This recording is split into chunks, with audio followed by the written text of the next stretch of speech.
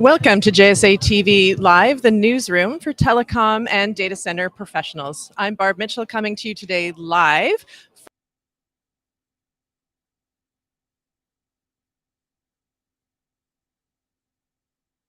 Many of our friends and colleagues. It's a busy conference this year.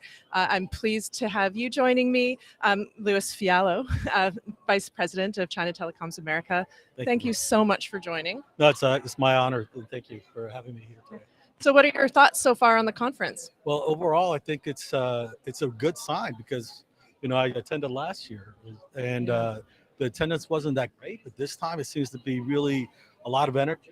And more importantly, I'm starting to see like new types of companies outside of the traditional telecom companies, focus on other areas of like IoT and other areas. So that just tells me there's continued innovation in our industry. So I'm very positive about what's happening here today. Yeah, it seems, I don't know, the sense that I get is it's sort of bigger than ever. I think that, last year, for a lot of reasons, we were sort of easing our way back into in-person events, but this year, I mean, better than ever. So yeah, I echo your sentiments. I think that it's an exciting time to be here. And so for our viewers who may not know, can you tell us a little bit about CTA, China Telecoms America? Yeah, we're the Americas region operator for China Telecom. We've been around, this is our 21st year. And we are providing international broadband services to U.S. multinationals that go to China and Asia, as well as we also operate with U.S. Or international telecom operators to help them solve their problems in other parts of the world where we have resources. And we've been really a full service provider. And, we're going to talk a little bit about some of the changes we've gone. Yeah. But overall, we're very, an organization that's here to help a lot of us. Yeah. So, I mean, you hinted we would talk about it. Why don't we just start with, it's January 2023. I always feel like this is such a good time to come together for these conversations because we can talk about what do you feel is coming up? What can we expect to hear from you? Yeah. So before I tell you what we're going to do in 2023, in 2022, we decided as a company that we wanted to sort of refocus our business a little bit. And by that I mean is that we decided to move from being an underlying primary provider in the U.S. to being an overlay provider. Okay, so taking advantage of some of the resources and capabilities our parent company has to offer. Right. So what we've done is we started building out our SD-WAN solutions. We started building out our cloud services. And as a result of that, we'll be making some further announcements this year that talks about that. And what our focus is really going to be is to help provide, hybrid cloud solutions, take advantage of some of the IoT technology that we already currently have, and bring in other capabilities that we have through our parent company in China using 5G. It's really a complete shift away from just providing point-to-point solutions and stuff. So taking care of data centers, clouds, everything. So we have a much more robust and compelling story for today's buyer. Right. And so you mentioned, the selection of services, provided by your parent company, really the lead cloud services provider in China. And now as you start to bring those back to the Americas, what sorts of insights can you leverage and what's that process look like?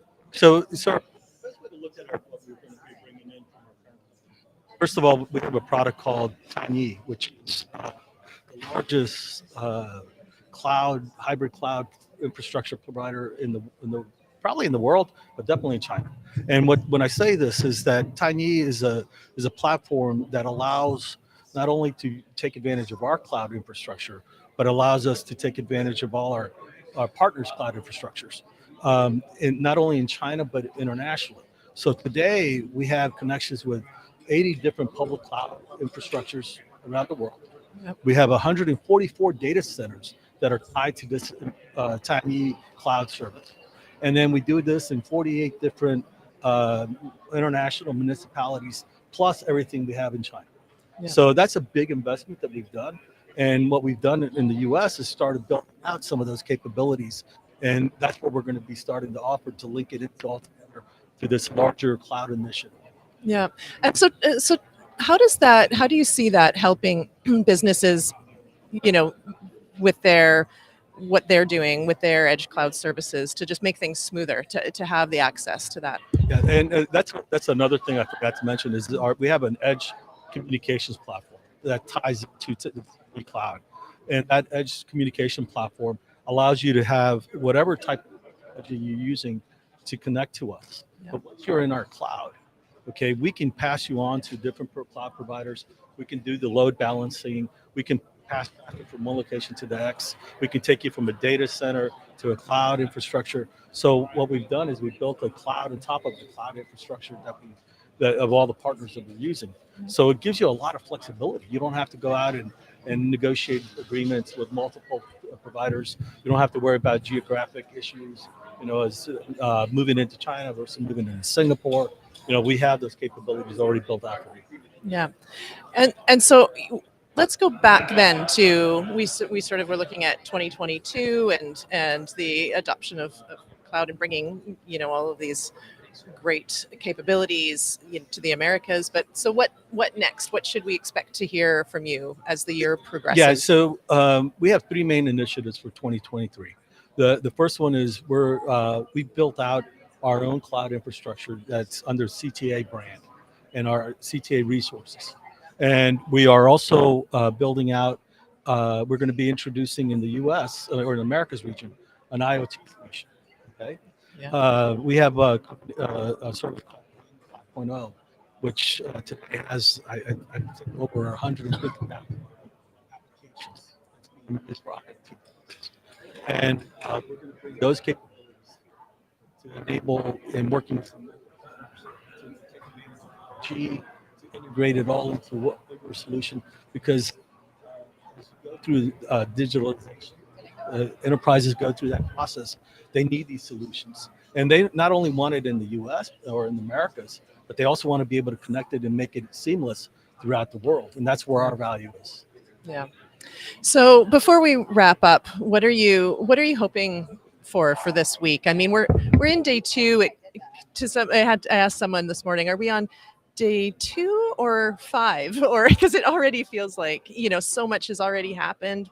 It's Monday morning. We have a couple days left. What are you hoping for the most? Well, it's always PTC is a great time of the year to kick off. Besides being in Hawaii, obviously, it's also so to reconnect. Most companies go through their planning phases at the end of the year. It continues a little bit into this phase, but this is where you actually have a plan, and now you need to convey the message to your partners and your customers, and this is a great opportunity for this. So for us, is starting off with working with JSA TV, but to continue to work with other and communicating what we're doing it, and sort of educate everybody and continue that process. Yeah, that's great. And so for those folks that couldn't make it to Honolulu and want to connect with you potentially after the show, where can they go to find you? Yeah, so you can find us at www.ctamericas.com. You can find us also on social media, on China Telecom Americas, on LinkedIn, and on Twitter. I believe we have other sites, but I can't remember.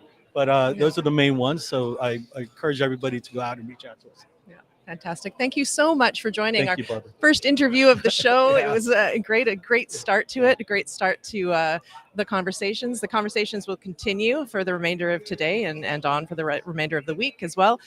So thank you, viewers, for tuning in. Thank you again for joining us. And we'll see you shortly for the next round of JSA TV Live here at PTC in Honolulu, Hawaii. Mahalo.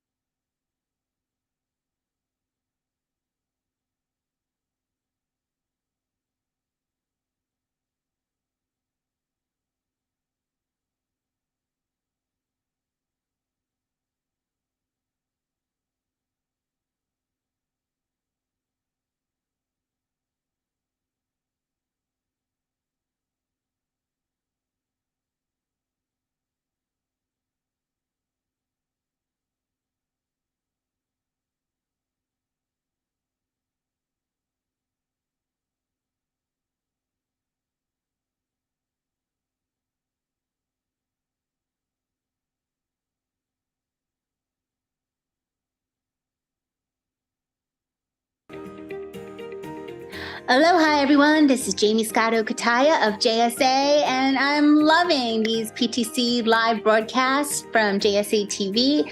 There at the hub, feeling the excitement, the great news coming off that show floor. Thanks so much. And by the way, I want to cut in quickly and give you JSA's big announcement today. We are launching the Greener Data Directory. That is an online Rolodex. I know, old school word, but there it is. And that's a Rolodex of sustainability-minded companies, including, of course, technologists, innovators, data centers, and data networks, as well as these innovators, technologists. They're on display. If you have an ESG plan or are looking to partner with those who provide cooling or resource solutions, this is your free available resource. Go ahead and check it out, greenerdata.net. We want to connect organizations that are dedicated to net carbon zero quickly and through our global operations. So check it out. We look forward to getting greener together. Happy networking, everyone.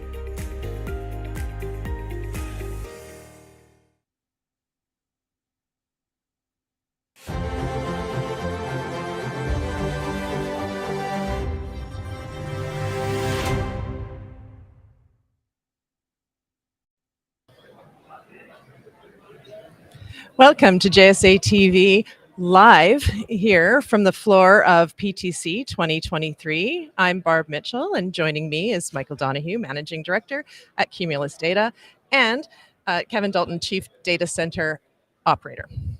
Good morning. Yes, officer for Cumulus Data Centers. So thank you so much for joining us. We're really looking forward to, we're sort of kicking off here this morning, what's set to be a series of great conversations with leaders such as yourselves in the industry. It's a great event already this year. Yeah, it's great to be here. Yeah. So tell us, what are you experiencing so far? It's day one, but it kind of, I was just saying to someone, it feels sort of like day 3 or 4, but... Yeah, well, most everyone gets here early to start with anyway, right, especially us coming from east, just to get used to the time change. The 12 plus hour journey. Yeah, so we're already well into it for sure. Yeah. And I mean, what sorts of conversations? I know that, first of all, let's step back a second and maybe for our viewers and just a preview of the conversations you've probably been having or will have. Tell us a little bit about your company and what you're focused on. For sure. So by way of introduction, Cumulus is a subsidiary of Talon Energy. And I think the goal of Cumulus is to try to solve the trilemma, or we call the power trilemma, which is solving zero carbon, low cost, reliable power. Yeah. And the way that we're thinking about doing that is by connecting our nuclear power plant to a data center that we're building on campus. Right. We're going to be basically trying to disrupt the way that the traditional industry pulls power off the grid. Right. And we're going to be going around the utility by just directly connecting our power plant to our data center. And to answer the question, I think you said earlier, is what is like the number one thing that people are continuing to talk about at all these happy hours is, where are people going to get power from? Right? Because we keep on hearing that the utilities are shutting people off. And they're not going to have power for a few years now. Right. And so, I think sustainability was the conversation last year, and now the conversation seems to be, where are people going to get power from? Where is it coming from? Yeah, I mean, a big global conversation, right? I think, yeah. So hard to know where to start with all of that. But let's start with, you have a flagship data center you're building out in Pennsylvania. Can you talk about that? Correct. So, the idea behind the data center is that we were looking for ways to better monetize, our assets. Yeah. From a standpoint, we sell most of our power directly to the grid, which, is pretty much at a fixed cost for the most part. Yeah. And looking to, but like I said, better monetize and get better margins on, some of our investments. So we looked at a variety of different, vertical markets and something that we could look at and, monetize that. And one of the things we came up with is data centers. We even take a look at the data center market. It's one of the fastest growing markets, and it's been pretty consistent over the last 15 years. So yeah. Especially when you see what's happening in the markets right now, economy is going down, and the data center market is still expanding, maybe a little bit slower, but still expanding. So there's some better certainty with customers from that standpoint, and the way that we're looking at it right now is how do we best serve the market? And one of the ways of doing that is building our own data center. And like Mike said, solving some of those problems that are out there right now. With our asset, we've got a lot of power available. We've got it available at a really good cost, and it's also carbon free. So, data center, those are one of the 3 boxes that you have to check when you're building a data center. So we have the ability to do that. And right now we are developing a 300,000 square foot building in Northeast Pennsylvania, and we've got power available right now. And we're looking to continue to grow that campus. We've got plenty of land also, which is another factor in the marketplace that's hard to find, especially good land, because data center campuses are not small. So we have, like I said, been able to check a lot of those boxes that people are looking for right now. And another unique feature, I think, of this data center is the power source, right? And so powered by nuclear energy fully, and I think that kind of answer some of the things you were talking about before. Where is it coming from and how? Talk to us about that. So one of the things that people don't realize is that, obviously renewables are kind of what's on everyone's mind these days. But what's not really well understood is that renewables are not able to keep up with the total demand that is required. And also the intermittent factor that comes into play with renewables, you still need to have base load, which keeps it all stable. And nuclear power is really the best way to do that. So that's one of the things that we looked at is, that base load capability is critical for the long-term viability of the grid, to limit, the volatility that we see with not just renewables, but volatility of fossil fuel plants. Take a look at what happens with gas prices, and, coal prices are all over the map too now. So having that stable power source right next to a data center is something that our customers are looking for, because that gives them cost certainty years out in the future, which you can't get from other locations that have volatile issues with either gas or anything else for that matter. Right. And I'm curious, so yesterday, I happened to catch our first broadcast of the whole show was with Jao Lima. You joined a conversation, sort of a fireside chat type style right here on JSA TV, where you were talking about some of the practical ways to really live the talk that is sustainability. You mentioned that has been a big topic. So yeah, it was a really nice way to kick off PTC, and it was a cool panel. It was somebody from the finance side, somebody from regulatory, and somebody from operations, which was my side. Right. And one of the things that I think really, they almost marketed my project better than I was able to, because we kept on coming around to the fact of what we need to do is bring the load closer to the power sources. And so we were talking about doing that at the nuclear plant. We were talking about that and potentially bringing them closer to where the renewables are being built out and expanding from the non-traditional markets. And that we think that that's probably where the trend's going to be in 2023. As just we know, all the major centers are just really congested right now, having problem installing any new capacity. Yeah. So what should we expect to hear? I mean, I know that there's always lots going on. We just talked about Pennsylvania. That's a big initiative, big project, keeping you busy, I'm sure. But over the next 6 months or year, what should we expect to hear from Cumulus? So obviously, first of all, we're looking at trying to sell the data center out at this point. So we have an active effort right now in trying to pursue customers. And also, we have a lot of other sites around the country that we're looking to develop also. So, I mean, we're looking to grow, obviously. And, one of the best things about what we have right now, with the data center next to nuclear plant is the overall TCO model is about the best you're going to find in the marketplace. So we expect a lot of interest as a result of that going forward. Yeah. Any final things you want to share with our viewers before we help them connect with you? Just come find us here at PTC. Happy to talk about what we're doing. Yeah, great. And so for those of our viewers who aren't lucky enough to be in Waikiki with us today, with us this week, where can they connect with you? How can they learn more? Sure. Obviously they can connect with us on LinkedIn, but also on cumulusinfra.com. Yeah. And reach out to us. We'd love to set up some time to talk about the project and talk about other future projects.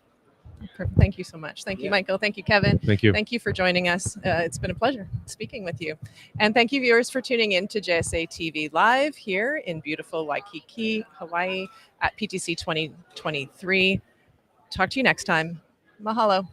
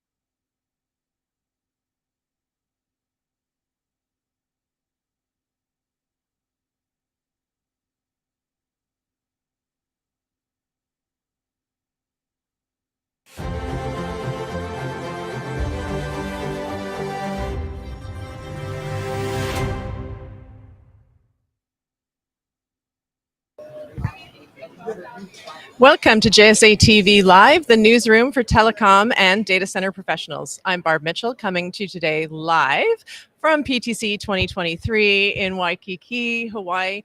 Beautiful place to be. Joining me today is Bill Clayman, iMasons Advisory Board member and group leader for Millennials and Gen Z. Right. Yeah, got that right? Yeah. And also general friend to JSA, friend to the industry, friend all around. So we're happy to be chatting with you today. I am clearly so happy to be here. And hey, everybody watching, you're live with us here at PTC, but you're not here with us in Hawaii. It's really warm. If you're anywhere really cold right now, we are doing our best to project the sunshine at you. I'm so sorry. It's really nice outside. But we're inside, but it's nice outside. Yeah. Yeah. So thank you. And so let's talk about the event. I saw you the other night at the iMasons event. You had just come from, I know that they did a special event for veterans, and then we were able, everyone sort of friends of iMasons were invited to join. Saw you there. What tell us what happened? So I've been here since Friday, and remarkably, it's been kind of nonstop already. We had a really wonderful Infrastructure Masons Armed Forces event where it was full. I believe we were represented by almost every single branch of the military and some international folks as well. And the message was really special, Barb, and everybody listening. If there's vets out there as well, we're going to cover a lot of topics here, but use us as a resource. Infrastructure Masons. My name is Bill Clayman. You can find me on LinkedIn.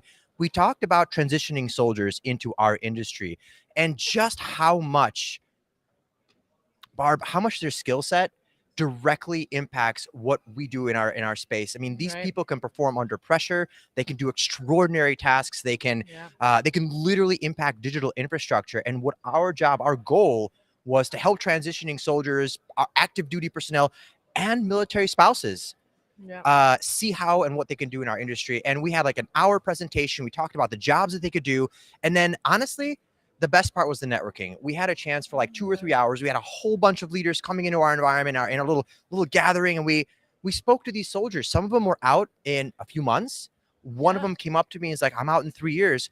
How do I get started? What certifications do I get?" Brilliant. And I mean, those conversations are so meaningful. You can have them online, but when you start to do them interpersonally, and again, if you know a soldier, if you know a friend, if you know a military spouse, this industry needs you because we're growing, as you know. Yeah.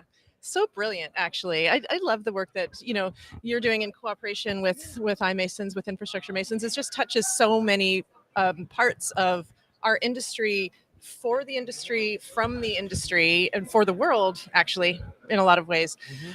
Speaking of for the world, that's my segue. Thank you for the pin. Yeah, and I was in a selfie with you the other day. Tell me about your selfies. Wow. All right. So I've it's funny. I don't know how to start these conversations because they're always a little bit weird, right? So, I was introduced as Bill Clayman. Remarkably, that wasn't really my name, when I was born. It's Vitaly Yudovich. Nice to meet you. And we came to the United States in the early 90s. I was born in Kyiv, Ukraine. And so we have friends, we have family, still there. And we have very, very dear friends who are on the front lines and fighting and, risking their lives to have a free, independent, and democratic Ukraine. And so I like to take pictures. I like to take selfies, and it's cheesy. I know it's cheesy, but in this sense, we're doing something special, something selfless. Selfies for Ukraine. So for every single selfie that I had a chance to take here, and a couple other people contributing as well, we're doing $20 to the Ukrainian Armed Forces. And this thing has taken off. This hashtag selfies for Ukraine. We have enough to actually now not just support some of our armed forces friends. We're actually gonna have enough to buy one of our medic friends a medevac van. Oh, wow. Because this was damaged, and so now we can actually, not an ambulance, it's literally just get soldiers off the front line. So if you find me here at PTC or anywhere else, I'm giving out these really cool Ukraine pins. All you got to do is smile. That's all you have to do. Yeah. I think we're at like 80 or 85 selfies. It is a personal best. My phone is like, Bill, you need to chill out, man. Right. But it is very special, and it means a lot. And it's just getting the message out, and it's very easy to participate. And thanks for bringing it up, Barb. I really appreciate it. Well, and what about the people we already sadly mentioned that not everyone could be with us here today? So what if someone wants to do a selfie and they're not in Hawaii? Then what? You know what? Since this is live, and I know since I'm going to bounce off of this thing and my phone's going to light up, if you use the hashtag selfies for Ukraine, yeah. I am monitoring it. If you get out there and you just take a picture and you put that hashtag out there, it will count towards the total. You don't Perfect. Have to be here with us. There's no cap. Take some selfies, tag yourself, send it to me, and you're doing something really, really special for my home country, and just thank you. Yeah. It's such a great initiative. Again, you have so many. What's next? What's next for this year? For I don't know.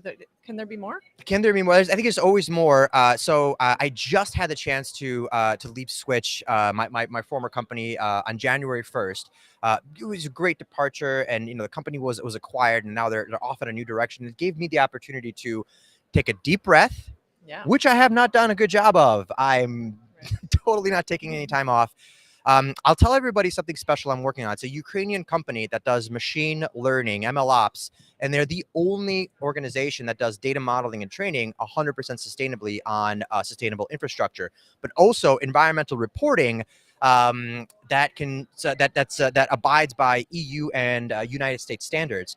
And they're a Ukrainian company. And so what we're doing right now is we're helping bring that business here because a lot of the revenue was with Russia. So it's a big, big part of the project that I'm working on, helping bring jobs back, supporting wonderful people throughout the country.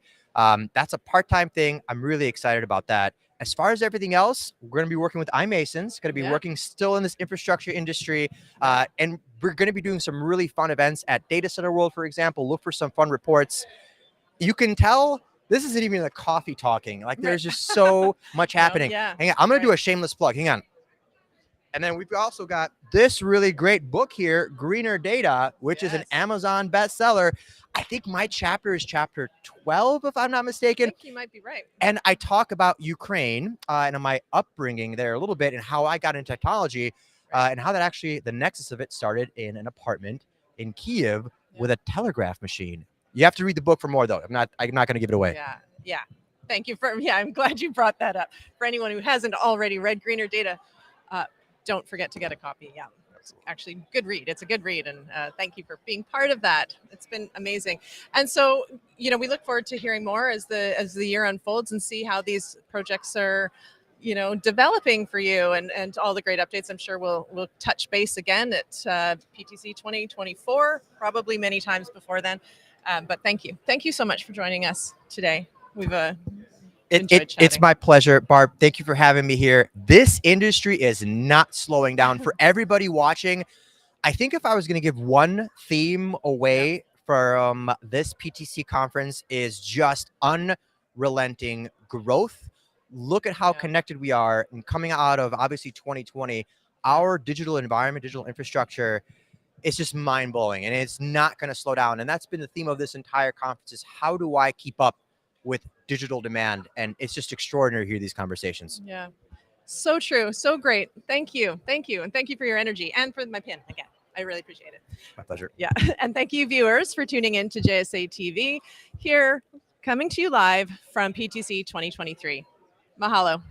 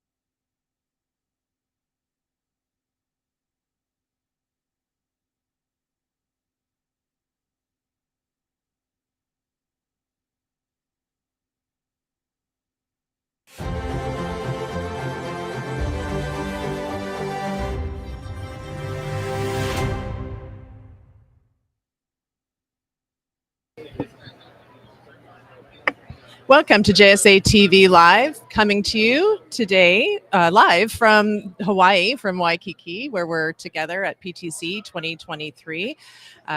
Great event so far, and I'm pleased to introduce with me today Mike LeBeau, Senior Vice President of Location Strategy and Development, and Yushin Omurku, Vice President of Development from Stream Data Centers. A bit of a mouthful, but I'm happy. You did a good job. You did a good job. You You got I'm it. happy to introduce you. So, talk to us about the event so far. I mean, what's your experience been?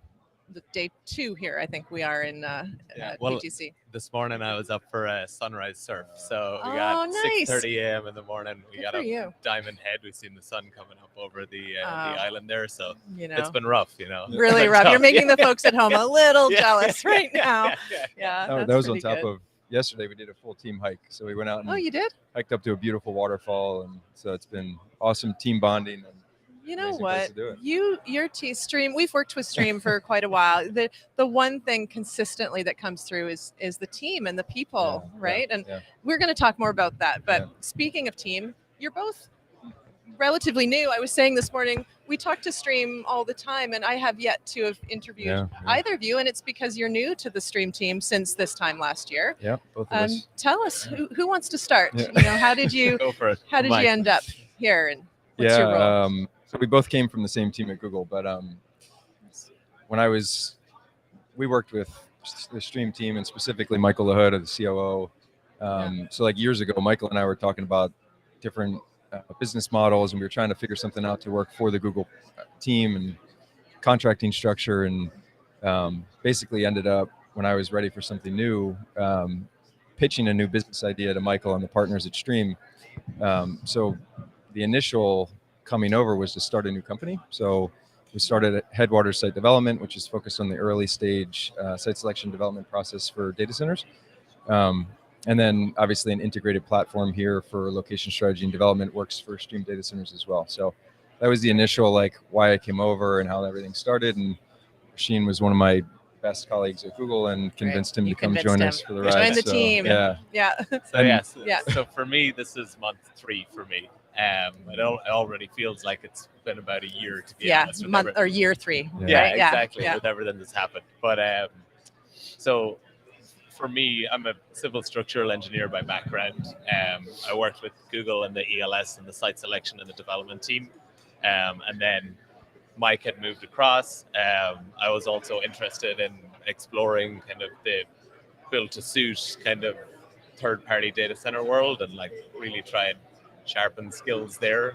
So I reached out to Mike after he moved across, met Michael LaHood, met the team, and as you said, I think meeting the team kind of there's no turning back once you've met them, right? There. They're like, exactly. let's climb a mountain and talk about exactly. it. Right? Exactly. And host the that you know about, host the boat ride. Yes, That's like I our- heard about that. yeah. I heard it was a fantastic, Amazing, sort of team event. And But it's like, they're the type of team that's like, all right, what fun stuff can we do with our customers, our clients, and host cool things? So we got a nice. catamaran yesterday, and amazing. like we said, amazing place to be for an event like this. Yeah, it is. So- Yeah, I mean, I spoke with some folks that had joined you yesterday. They said it was a fantastic event. Everyone really enjoyed spending some time with you all on the water. It's again, sorry for those of you at home that aren't here, but yeah. So I want to come back to one of the things you said was you mentioned location strategy. Yep. So talk about that. Yeah, I mean, we published a short article on this too. It's a lot of companies just use the term site selection, and I think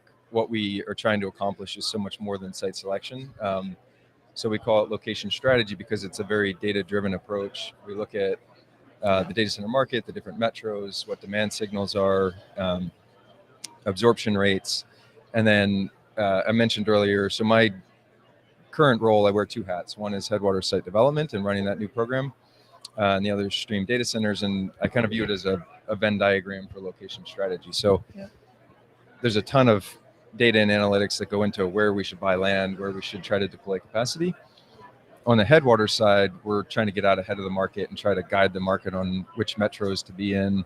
And we look at all the critical location factors, we call them. So energy costs, tax incentives, developable land, zoning, all the like the main big bucket items. And then trying to find land in the right places so that the whole industry can grow. And then for the data center side, it's Stream data centers. We're taking in a ton of information from our sales and customer sales team and their customer conversations, and really just understanding what the demand signals are for the end users. So the location strategy side of it is really trying to get out ahead of the market and meet our customer demands and find sites in the best locations so that we can deploy capacity where it's needed. Right. So. Yeah. So let's talk 2023. I'm going to let you start. Shane, so 3 months in, what are your goals? What are your goals for 2023 in your role and with the company? So my role, I'm a VP of development for the Stream data center side of things. And my background is heavy civil structural engineering, worked in the process industry, the oil and gas industry, the biopharmaceutical industry. And I think where Stream is right now, I think everybody knows we're scaling at the moment. We have some really good build-to-suit opportunities and some large projects that are coming through. And my goal is put those structures in place that allow us to deliver consistently and in a predictable manner. I think the biggest one for me is a lot of people initially they try and overpromise and underdeliver. I'm a underpromise and overdeliver kind of a person. So I think it annoys Mike at times because he's like, "No, we can do it," and I'm like, he's like, "Come on." No. Yeah. But it's a good dynamic. And I think for me, 2023, I think for us hitting dates, making delivery, and making the megawatts appear, keeping it that simple is for me. There's obviously a lot behind it, but for me, that's going to be the core message. And what about for you? Well, I mean, what he was touching on, the part of the reason we recruited Oisin and wanted him to come join us is because he was the best I've ever worked with in terms of putting those processes in place. And he's, he'll take the humble approach. But he's like, wait a minute, put it on the review. Anyway. But I mean, when I came over, it's we're building on Stream's 23 years of success, and they are not young, but they're a small entrepreneurial organization. They're accountable. They get things done. They get them done well. And as we scale, one of the things that I talked to the leadership team about is we need structure and processes to really scale the platform and have I use the terms robust and methodical process to really execute. And Oisin was running all of global site selection and development programmatic initiatives for Google. Yeah. And so kind of bringing that expertise into our organization is going to allow us to execute for customers, have a really predictable delivery model, hit deadlines, deliver capacity. So that's the main goal is build all those tools and processes so that we can have the foundation. It's a lot of fees. No big, way to set the bar really low. So just, one more thing I just wanted to touch on. Obviously, you can see here we have greener data on here. It's a big part of the conversation. It is consistently. I know that you guys work with the infrastructure masons, as do we, and always pushing sort of this conversation around sustainability and what are some of the actions that we can take as an industry. And so I'm curious how some of what you've been talking about ties into ESG and sustainability from an industry perspective. On the front end, on the site selection location strategy, historically, a lot of the co-location companies, including Stream, have taken demand signals from the big players, and the big players are all focused on renewables 24/7. So they're entering the markets where that's already a known factor, and they're looking for markets where renewables are prevalent and there's higher concentration of renewables, lower carbon footprint. But for the Headwaters perspective, where I hope to be is more of a market leader and figure out where the markets are that both have low economic characteristics that we call TCO, total cost of ownership, so low cost of energy, great tax incentives, overall low costs, but where there's a high concentration of renewables, and make the lives of our customers easier to hit their 100% renewable or 24/7 renewable goals. So where I hope that Headwaters and Stream go in the future is helping the market identify sites that are ready to go. We streamline that process for them, no pun intended. And then and just kind of open those markets where it's a better fit. Yeah.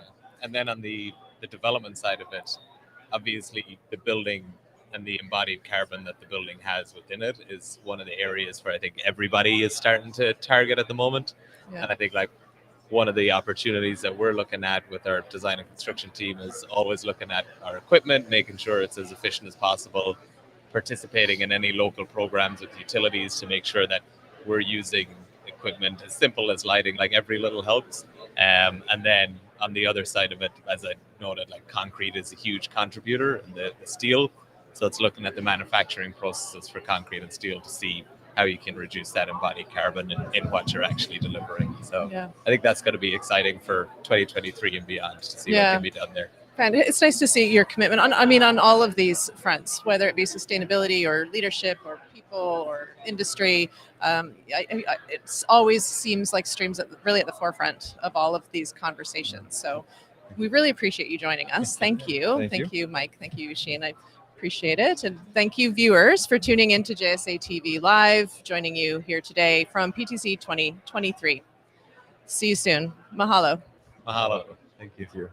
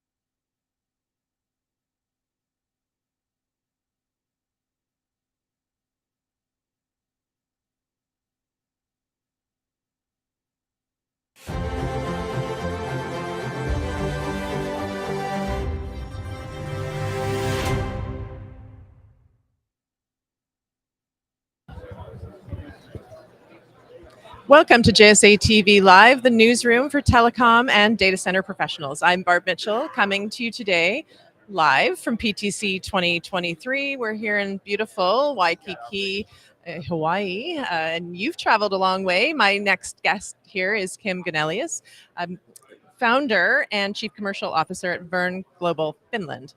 So thank you for joining us. Thank you very much for having me. A pleasure to be here. It's always nice to see you. I saw you just a couple months ago in London, and we were chatting at that time about your new brand for the new name of your company. Can you talk a little bit about Verne Global Finland and your focus? Sure, absolutely. So Verne Global Finland, we have 3 data centers in Finland, and previously we were called Ficolo. Yeah. Thanks to the acquisition last year by Digital9 Infrastructure, we got the same owners as Verne Global from Iceland, as well as Volta Data Centers in London. And now going forward, we will be using the same brand for all 3 companies. Oh, okay. So Verne Global going ahead. Oh, okay, good. So we can drop it's just Verne Global. Yeah. Soon, yeah. And so can you talk a little bit about, since you've taken on your new name and you've had this, of course, association with D9, what's that meant for you as an organization and your expansion into new markets? Sure. Well, it's a big game changer for us. This means that we have a platform. We have several data centers. So when we meet customers, we have much more opportunities to talk about different kinds of solutions.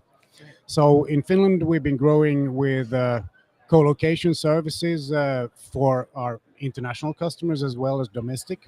We do also have higher stack services for the domestic market, but this really gives a stronger proposition when we come, for instance, to places like PTC and talk to American customers. You've got a broader portfolio of co-location services, and thanks to D9, we have a strong strategy to also look at the other Nordics, so build a platform across the Nordics. So that's what we're thinking about, in addition to expanding in Finland. Yes, and I know that from before days when you were called Ficolo, and now, of course, at Verne Global Finland, and into the future, an environment, I think, has always consistently played an important role for you in the organization. You were part of Greener Data, continue to be part of that. So tell us about how, in what way does this new transition for you, this new evolution, help with that? Well, we've always focused a lot on sustainability. Having, for instance, gotten the world's first dark green bond for a data center. We've been climate neutral, certified by a third party for several years already. So we've been focusing on this. But maybe Digital9 even further strengthens this focus into the central theme in the strategy. Right. Because the D9, it really comes from the UN Sustainability Goal number 9. So what this means is that we think about sustainability first, and it's always the case. So D9 is focused on a sustainable platform across the Nordics and beyond, and not only in data centers, also in connectivity like the subsea and so on.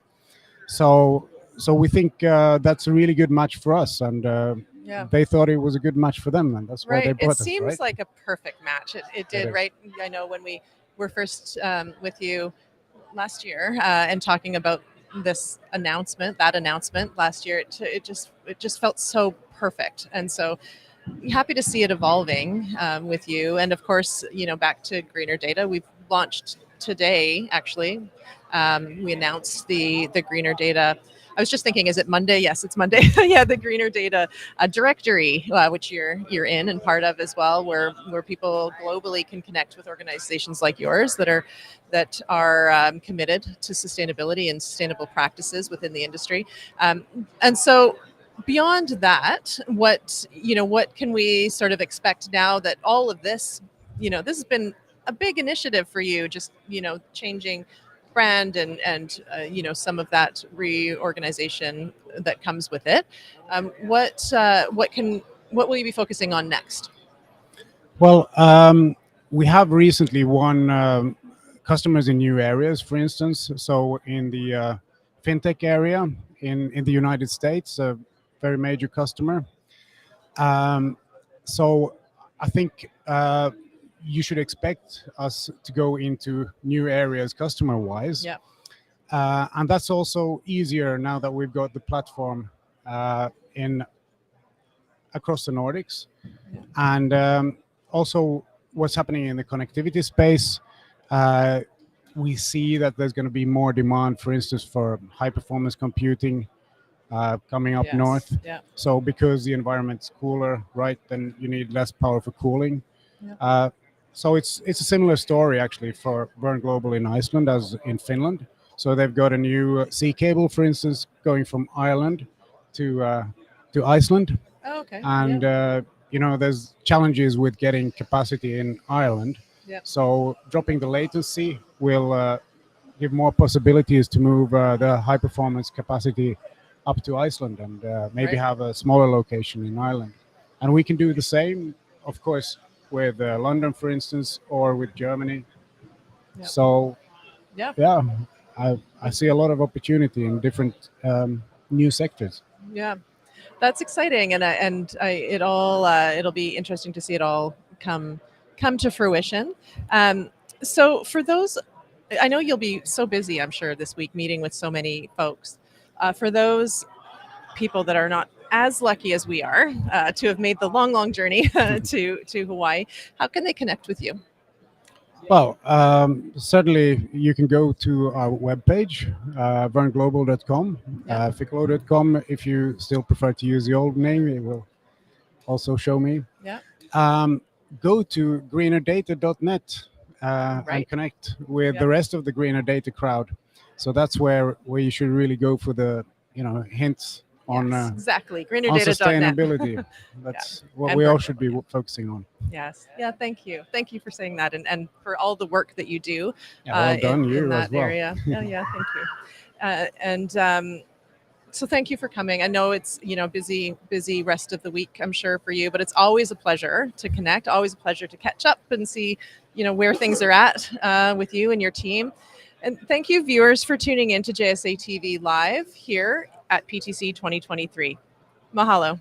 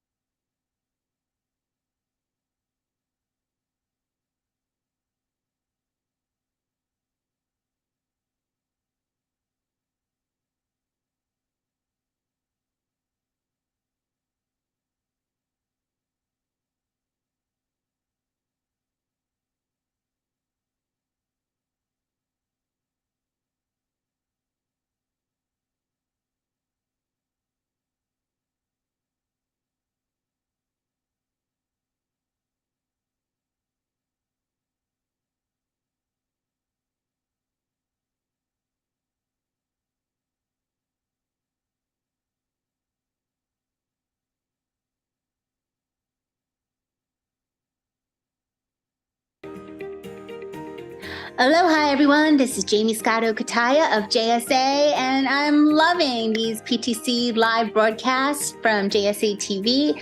There at the hub, feeling the excitement, the great news coming off that show floor.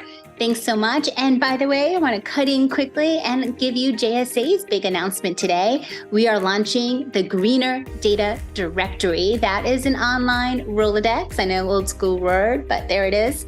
And that's a Rolodex of sustainability-minded companies, including, of course, technologists, innovators, data centers, and data networks, as well as these innovators, technologists. They're on display. If you have an ESG plan or are looking to partner with those who provide cooling or resource solutions, this is your free available resource. Go ahead and check it out, greenerdata.net. We want to connect organizations that are dedicated to net carbon zero quickly and through our global operations. So check it out. We look forward to getting greener together. Happy networking, everyone.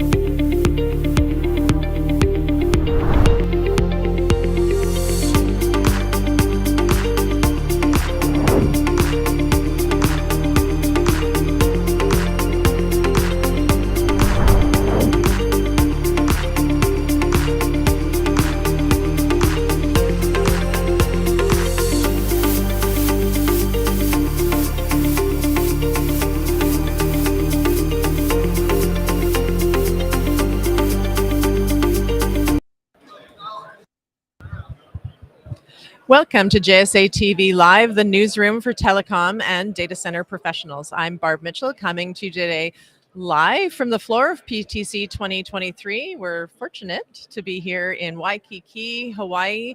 The sun is shining outside and lots is happening. Lots of good conversations, which we're going to talk about, starting with our conversation here.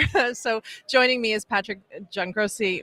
Sorry, I said your name wrong. John Grosso, Mission Critical Facilities.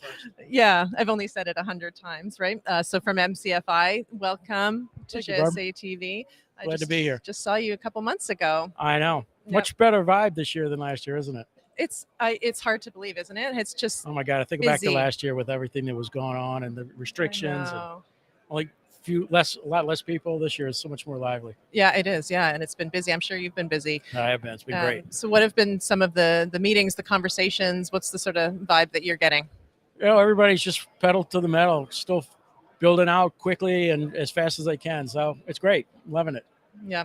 And so I know that one of the things that keeps coming up in at least a lot of the conversations that I'm in, that we're in, obviously we talk a lot about greener data, but sustainability. And I believe you had a release that went out in December around your ESG social impact. Exactly. So ESG is a big umbrella, right? So as one of the MCFIs, the founder of MCFI and his wife is very big on giving back to the community. Right. And one of the things they've done over the years and really never talked about, and we really felt like it's important for people to understand that we have a culture called conscious capitalism. And right. So as part of that, we've done a number of things. We've provided free UPSs and installation services for that in Dominican Republic. We've provided diesel genset backup gensets in Guatemala for hospitals because they were running out. The power would go out and they would have to postpone surgeries. So they're able to go maintain the surgeries. And then more closer to home, we've been doing things every year. We participate in giving gifts to underprivileged kids, probably about 100 of them every Christmas. Yeah. And then on top of that, then we also work with the Village First, I think, community.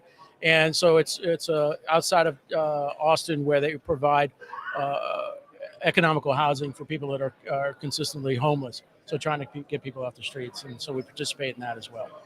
Amazing. I mean, So- way to put your work, your Exactly. hard Money where the work mouth to is. and to benefit so many people and so and many our founders communities. are very supportive of that, and it's important for them to give back. Yeah. And so that's really sort of big picture and looking into communities and how you're Right. supporting communities. When we think like zoom back in here to our folks at PTC, the clients and your customers, the industry, how are some of your solutions set to help them? So particularly for this event, more with the fiber providers, we're providing containerized, I call them ILA huts, for lack of a better term. Yeah. Just sit on the edge and provide the DC power and the connectivity as they come off the ocean, or they go out and get delivered throughout the U.S. or throughout the world. So we're providing those sorts of solutions, but trying to be innovative with them.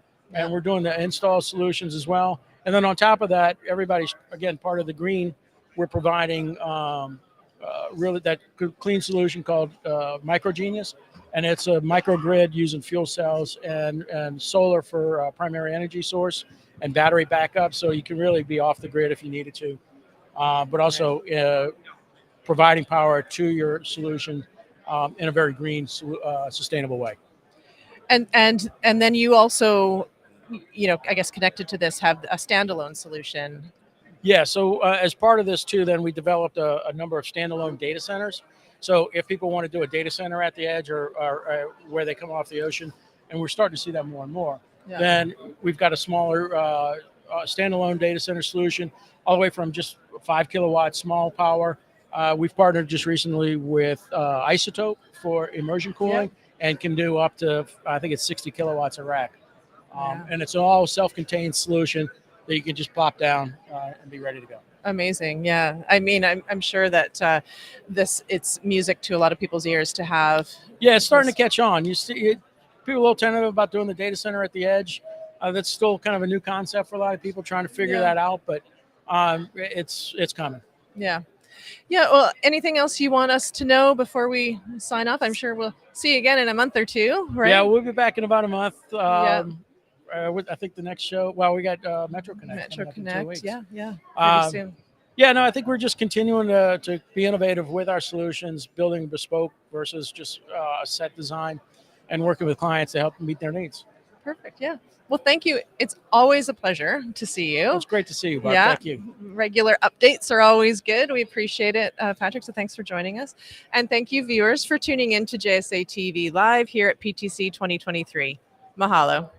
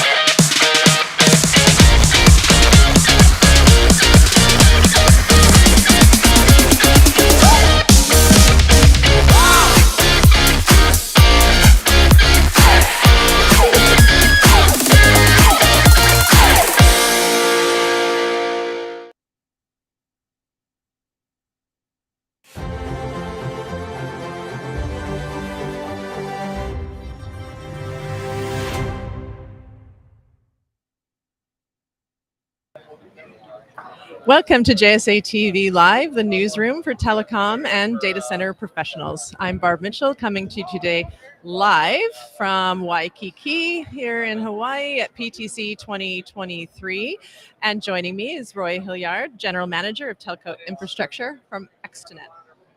Aloha. Yeah, aloha, aloha. As everyone keeps on saying. I know. Right? Actually, you're the first one that said that to me this morning. So one? you're right. Yeah. Wow. Aloha. I figured I'd be the one that was like the Nope. replaying every one of the old ones. So I'm the first. Setting aloha. trends here. Aloha. Setting trends here today. So how's the event going so It's far? fantastic. It's fantastic. I mean, we're here, obviously, which is great, and we're up for an award later on this week, which is exciting, which is great to see. What's the award? For the wireline wireless customer carrier, excuse me. Good so luck. fantastic. That's tomorrow night. Yeah, we'll be there. We're fingers crossed. Yeah. It's great to be there, but it's also great to be here with and talking to partners and clients. I mean, it's when you look back, I mean, they're talking the record attendance, but when you look back the last couple of years, what we've been through, and this industry in particular has been so resilient to get through that. In fact, Mark Anthony was just talking about that resilience in the networks that we've been here. But now, just in the conversation I've had in the running around, it's amazing how collaborative and insightful it is to be in person. So if we were great in the last couple of years when we were locked into screens, I know. I'm flabbergasted what will come out in the next couple of years is what we're doing. I know just on our conversation. So true. Exciting. It's almost like people kind of went in and then just kind of Exactly. We've been plotting and we're ready. Yeah. You're just walking through and everyone's like grabbing you. So that's why I was running over here. So yeah. I gotta go. It feels kind of frenetic. Yeah. It's great. So it's great energy and enthusiasm that is reminiscent of the past, but it's great to see it now. And obviously with all the challenges coming forward with the headwinds and the crosswinds, this is a great time to be here. So tell us about Extenet and where things are at. There's sort of some news. Exactly. Yeah. We were chatting, I guess, back in October, and there's a lot of exciting things. It's been a fantastic set of months, starting with the rebrand, right? Yeah. And the rebrand really allows us to reflect to the marketplace the change that what we've seen in the way we've dealt with clients in terms of how we interact with the connections for life. Yep. And we say that as really builders and operators of digital infrastructure that is purposely built to support clients where they live, work, and play. And what's great about that is when you think about it, so it's where they live. When you think of the partners that we deal with on the carriers that they're providing wireless services to expand coverage, offer 5G, in a lot of the world that we work in with the corporate side and the enterprises and hyperscalers, connecting them with the type of data and network that they need to derive these applications for the digital economy where they work. So that's fantastic. And of course, the fun part, which is you've seen the recent announcements between MGM, the San Antonio Spurs, the Cowboys, the Circuit of Americas, where they play. And so we get to play in that user experience and impact that. So it's just crazy fun. Crazy fun, and that energy and enthusiasm is being driven by Richard Coyle. That's been fantastic in terms of what he's doing and what he's pulling together in terms of the leadership team. And that's again on top of that some great announcements. And what I believe is fantastic is it's not in one or two areas. It's really across a wide swath of leadership in the finance and legal and operations and HR and marketing. And those folks, along with ourselves, are really been given by Rich's leadership the mission to reimagine and reinnovate how we do business and how we affect clients' lives, and in those three segments. So that's exciting. And if all of that wasn't enough, we're moving. We're getting the final stages of moving into Frisco, Texas, and the excitement of that, not only from a marketplace of being close to our customers and clients down there. That area is fantastic. Dallas and Texas is fantastic. It's one of the areas that we're focusing in that we'll get to in a little bit that we can talk about. But also, a brand new corporate headquarters that will also be reflective of the innovative, collaborative approach that we're doing across the line. And so we're super excited about getting in there and doing that. So that's not bad for what, 3-4 months? Ooh, that's a lot. I mean, I feel like we just talked. But Exactly. What about your role within this? So my role is I lead the telecom solutions group, and so that is really focused on delivering network connectivity and solutions to a variety of different segments. It can be enterprises, wholesalers, entertainment, things like that, and really leveraging our dense metro networks and nationwide footprint. So it's fantastic. It's a fun group to be a part of. We're more of the work side of the live, work, and play. But we try to get into the live and the play, but we spend a lot of time on the work side. And it's great when you think of applications and content providers and hyperscalers and data centers. That's where we're in, and we're focused on that, and we're excited for 2023. Right. So 2023. You said it. I know. So I love having these conversations at PTC because it's January. Right. It's the start of the year. It's perfect time to talk about. Exactly. Exactly. What's the lay of the land for absolutely. 2023? So when we were chatting, reference back, we were starting the early conversations and things of that nature. We're now at the stage now where we can really bring those to fruition. A lot of the meetings here this week are with the hyperscalers and the content providers and where we're doing. And so that as we push into those markets and do more there, so we're excited about that and more to come on that with terms of announcements. The big thing is working with the data centers and really helping to scale those up and really leveraging the dense networks that we have in cities. So that's part of 23. More specifically, doing a lot of work in the Dallas area to launch there. Coinciding with obviously the Frisco move as well. So we'll be there. So you'll see more about us, about network announcements and launching there. And then as well, leveraging Las Vegas. So coming to Las Vegas for similar lit and dark services throughout those markets. So those are two markets that we were working on in the fall. Now we're getting ready to launch in 2023. And, the other thing is we've got a whole list of projects, of custom build projects. We referenced some things going in Orangeburg and some of the big campuses. More of those to follow and come in 2023. So, we're trying to add to that. You are on the work side of things. We are on the work side. We're doing what we can. We're doing what we can. We're staying busy. We're staying busy. That's a lot. Well, that's great. So I have to bring this up that not everyone is lucky enough to be with us here in Waikiki. So for those that aren't, that maybe they're viewing this from home, I'm sure they're warm and there's probably just as much sunshine. Exactly. But for those folks, especially back in the New York, New Jersey I'm area, sure which we, it's beautiful. Yeah, exactly. So how can they connect with you? So of course, extonet.com, the new launch of that with the website and the rebrand is part of that. A lot of information there, certainly contact information through that, obviously link through the LinkedIn channels and through that nature. Certainly reach out to me. Happy to contact with anybody and talk to them about what's going on because there's a lot happening and we're looking forward to a very exciting 2023. Yeah, it's you're making my head spin with all of this. It's great. I've had a lot of caffeine. That's it. Right. It's the caffeine. We've been up for a while, but right. But that's what we got to do. Right. So we're good. No, we're excited. We're excited. And it is. And not to, when you look at those three pillars and what we're at, it's really a pivotal and what we're taking at heart. So as much as we are moving around with normal networking, and projects, we are really focusing on those pillars of live, work, and play. And so it is exciting. And that energy is starting to permeate throughout. And we're excited when we talk to customers about it as well. So it's they're starting to jump on as well. So we're excited. It's going to be good. Yeah. Thank you again for joining us. Mahalo. I'll continue it on. So I like it. I like it. Yeah, exactly. Yeah. Thank you. It's always great to catch up. There we go. We'll be talking again soon, I'm sure. Absolutely. Yeah. And thank you, viewers, for tuning in to JSA TV live here at PTC 2023 in Waikiki, Hawaii. Mahalo.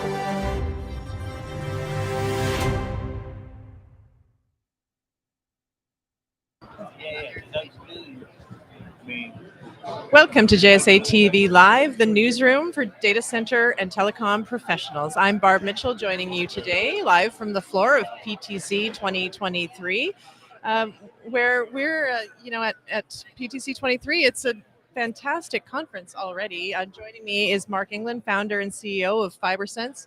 Mark, thanks for joining us. How are you finding the conference? Well, firstly, morning, Bob. It's been 4 months since we spoke last. Yeah. So far, so good. It's been 12 months. It has been, so far. Yeah.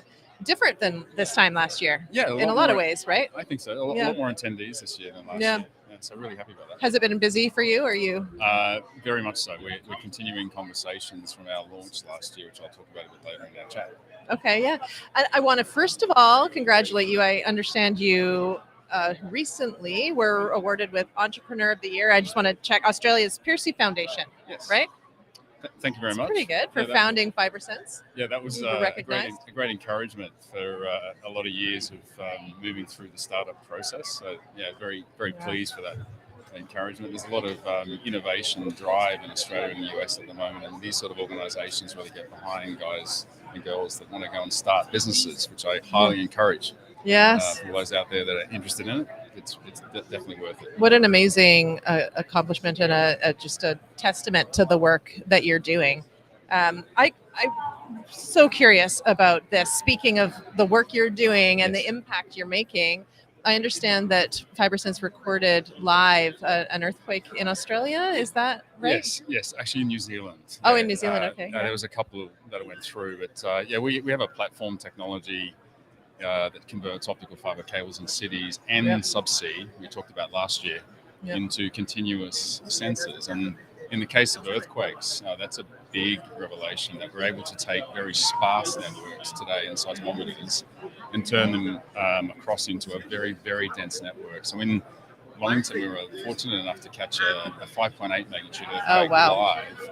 And that was a very important precedent for us because it was alongside calibrated existing seismometers. And we were able to validate for the first time cleanly that fiber cables can act as calibrated seismometers with much, much higher density. So we can see things like earthquakes on a per building basis for the first time, by address for the first time. And that's got big implications for responding to earthquakes.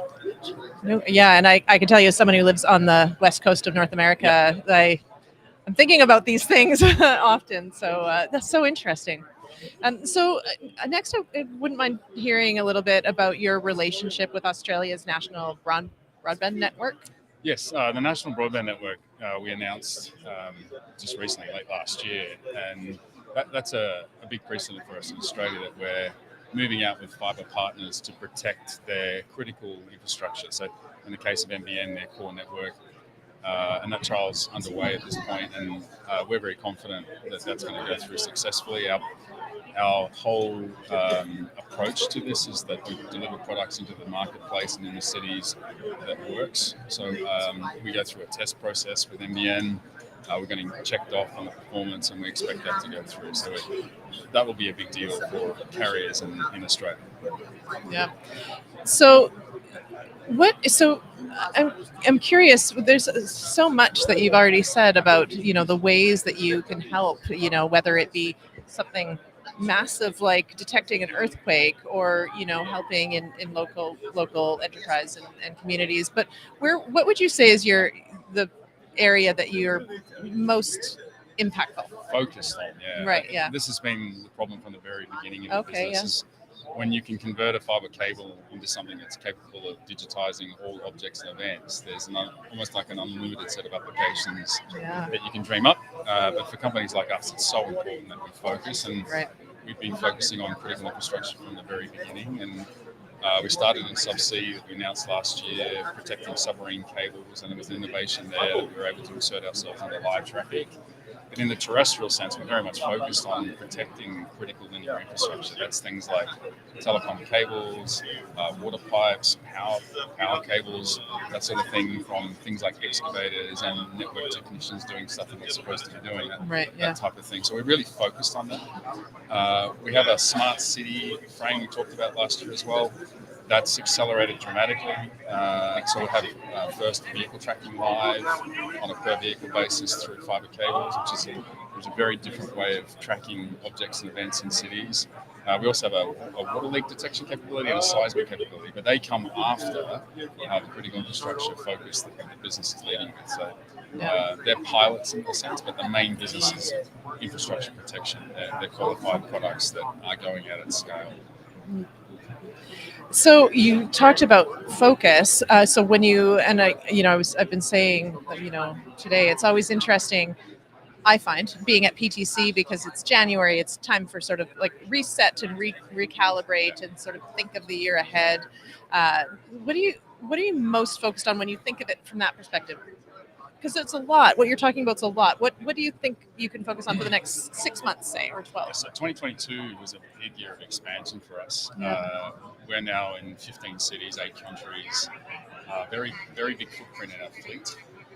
We also added 2 new high-caliber non-executive directors to the board. So we have Chris Sharp from Digital Realty joined us last year, and we also have Mark Sokol, ex-Google executive in the infrastructure side. Both of them icons of the industry. Mark's now with Atlas Edge as their CTO, but both of them render on our board new dimensions of, let's say, advisory board capability or depth in our board. So that's been a big add as we manage scale out now. So as we're focused on asset protection, our 23 is really about significantly increasing our footprint, 5x of what it is today. And that requires a discipline and a focus on what it takes to scale and grow. Right. Well, you have your work cut out for you, don't you? Yeah. It's always great to catch up with you. Is there anything else that you want to make sure our viewers sort of know that you're really thinking about? No, I think that's it. We're always looking for fiber partners. We've got a lot of great fiber partners today. NBN is a candidate for that, as we saw that. In the US and Europe, what we render to these fiber partners is the ability to generate a new unregulated revenue source from those applications we just discussed. So we're always looking for that. So if there's any interest in carriers out there for looking at a new model within their business, that's us. Right. Okay. Well, good. So for those people, I keep saying not everyone's as lucky as we are to have made the long journey to Waikiki. For those that aren't here, that you aren't able to meet with on site, how can they connect with you? Our website, it's fibersense.com. Okay. It's all there. Our business development sales team are always eager to chat. Yeah, I bet. So fibersense.com. Thank you, Mark. Thank you for joining us. It's always a pleasure to catch up. Hopefully we don't have to wait a whole nother year. Yeah, thanks very much, Bob. To chat again. Hopefully earlier. Hopefully. Yeah. So thank you. And thank you, viewers, for tuning in to JSA TV. Mahalo.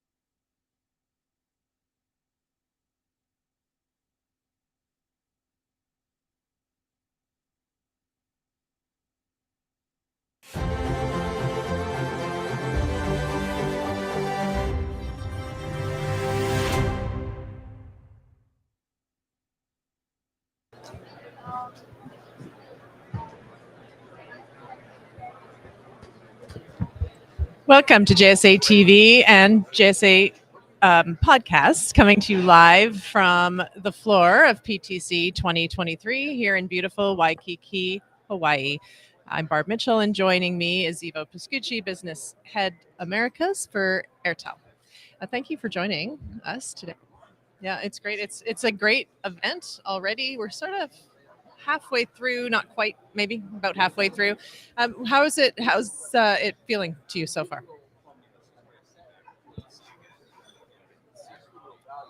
Yeah. Yeah.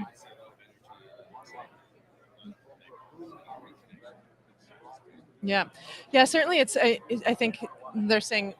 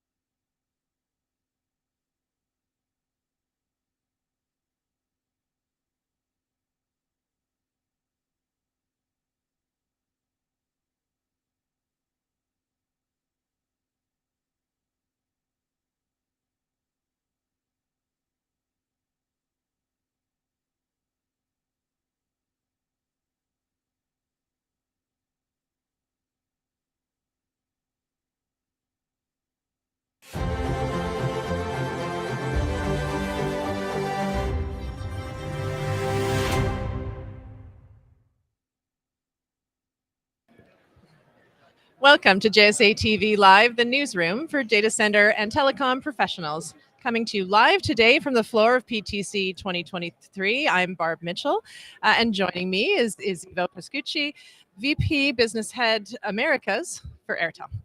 Thanks. Hi, Barb. Yeah, thanks for joining Thank us. You. Yeah, it's great to catch up live in person. This event it's so busy this year. I know that we're talking about record-setting attendance. How's it feeling for you? It's great. Yeah, definitely looks like record-setting attendance. Yeah. A lot of people here, a lot of activity, a lot of nice to reconnect with everyone. After working remotely for the last couple of years, right? I think everybody's just ready to reconnect. Absolutely, it makes such a difference, doesn't it? And yeah. So in your conversations when you're having with people, or for those of our viewers who aren't lucky enough to be with us in Waikiki, tell us a little bit about the unique solutions that Airtel offers. Yeah, I think for us, it's been great to, reconnect with customers in person. Airtel, as the largest provider in India for enterprise solutions, we are an enabler for access to the Indian market. Yeah. And so that's been really a big topic, as India is a hot market, and, high growth, and, digitalization is, really accelerating there. So that's really one of the top topics. And then, in Africa, we operate in 14 countries as a key mobile provider. So even Africa as well, we're having, some really good dialogue with customers looking to enter that market. Yeah. And so how is your offering, different, or what can you bring to these different markets, whether it be India or Asia or Africa? It's really like infrastructure. I mean, as I mentioned, across India, and then the markets we operate in Africa, We have nearly 500 million mobile subscribers at the consumer level. You know, we have a lot of our own infrastructure that we've built out, fiber infrastructure in all of these markets. In India specifically, we have the Nextra data center platform where we have 120 edge data centers and 12 hyperscale data centers. So, you know, we're really able to serve the full stack of infrastructure requirements for our customers. Yeah. And so we're sitting here, it's, you know, January, we're all coming together as an industry to talk about key pressing issues and challenges and, you know, trends that everyone's experiencing.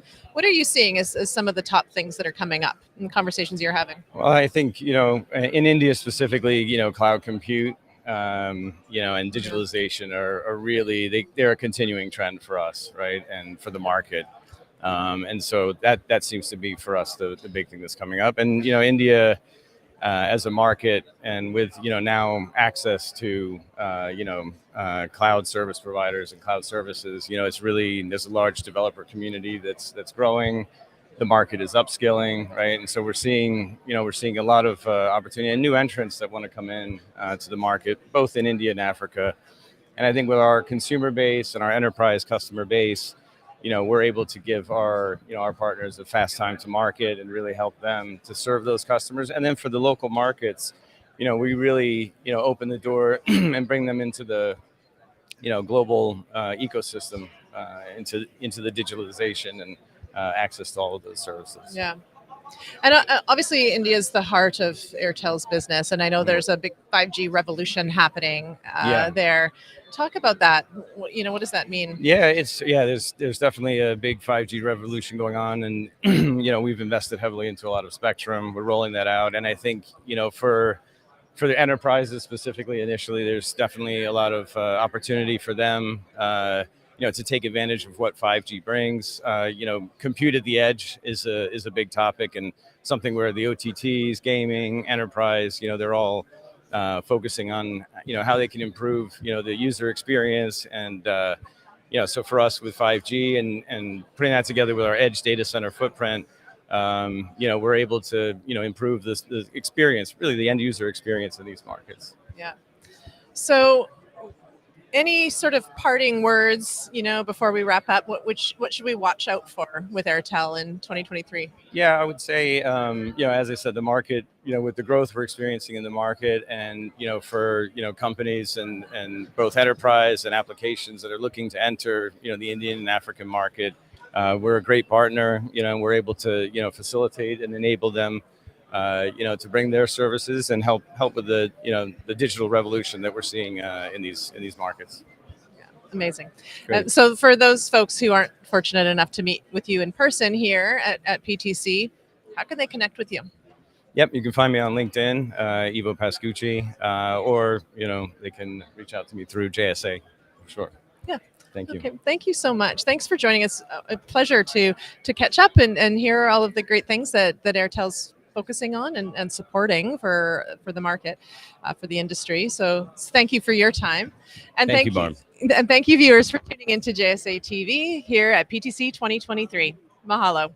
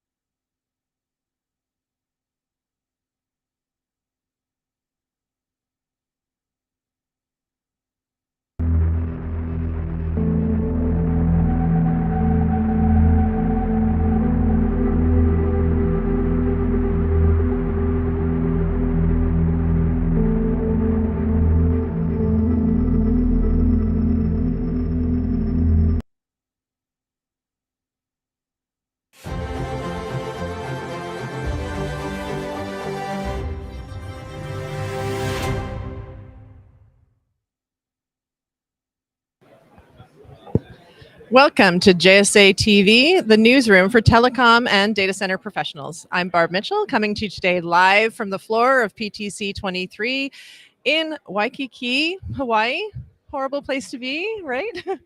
It's pretty great. It's pretty great, yeah. Joining me is Craig McKesson, Chief Sales and Marketing Officer for T5 Data Centers. Hey, Barbara, it's great to see you. Yeah, I mean, PTC 2023 is in full swing. The energy is absolutely off the hook. Here it is, you know, Monday morning. I've already lost my voice. I know, it's a lot, right? But it is just, it's unbelievable. I mean, PTC is back. Our industry is just continues to explode. You know, it's such a great opportunity here to see so many people from all over the world converge in one place to just really talk about what's happening. A lot of great customer interaction, a lot of great partner interaction. So it's been a lot of fun already. You can just feel it, can't you? I mean, everyone's busy. Everyone's, you know, business is growing for, it feels like everyone just has a lot on the go. And so when you sort of, like, I always say, you know, I kind of like PTC as our sort of our calibration for the year, or recalibration maybe. Right. And so what are you seeing? What are some of the conversations that are coming up for you? Well, you nailed it. I mean, everybody is incredibly busy. I mean, we're coming off probably the biggest year we've ever had in our industry. Yeah. And you know, that demand and that growth really is not starting to slow down at all. And that's really the overarching vibe.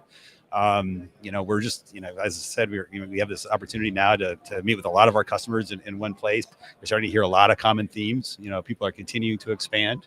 You know, we here at T5 are really embracing this opportunity to evolve as a company as well. Yeah. I mean, as you know, the Lunar New Year is coming up here this week. Right. Yeah. You know, 2023 is the year of the rabbit, and so you know we're gonna hop in with both feet, really, to expand our services business. You know, at T5, we're more than just a traditional developer of data centers. We're really that life cycle services provider.